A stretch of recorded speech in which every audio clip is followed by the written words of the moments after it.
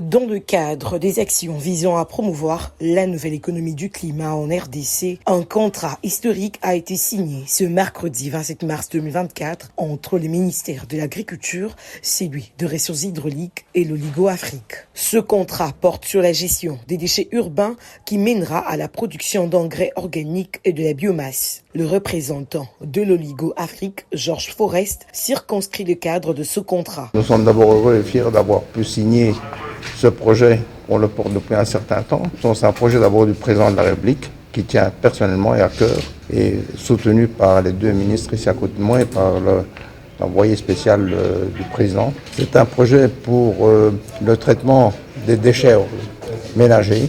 Donc c'est la première fois qu'on va le faire au Congo et je crois une première en Afrique également. C'est un projet évalué de première phase à plus de 160 millions et qui va pouvoir atteindre plus d'1 milliard dans les années à venir. L'envoyé spécial pour l'ANEC, Stéphanie Mbombo, rappelle la vive volonté du chef de l'État quant à l'extension de l'économie verte en RDC. Ces projets démontrent d'abord la volonté du chef de l'État de développer l'économie du climat, d'assainir la ville, surtout de promouvoir de l'énergie renouvelable à la population, mais aussi d'avoir une production locale des engrais ici biologiques qui va booster l'économie de notre pays.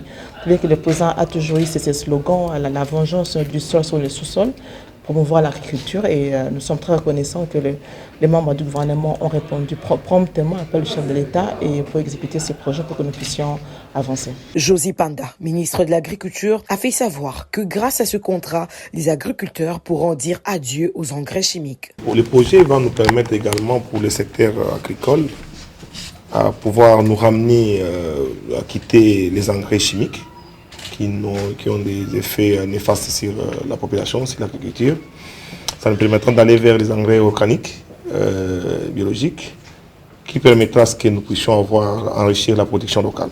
Le ministre des Ressources hydrauliques et électricité, Olivier Mouinzi, a également rappelé les bénéfices de ce contrat. Nous sommes toujours friands de projets qui vont nous permettre d'améliorer la desserte en électricité en RDC. Et donc ici, on part d'un intrant, un nouvel intrant qui est qui sont les déchets, pour justement les transformer et en faire de la biomasse et produire de l'électricité. En même temps, on a l'assainissement des villes et la production d'énergie qui est importante pour le développement en général. Rappelons que ce contrat a été signé au siège du ministère de l'Agriculture à Kinshasa.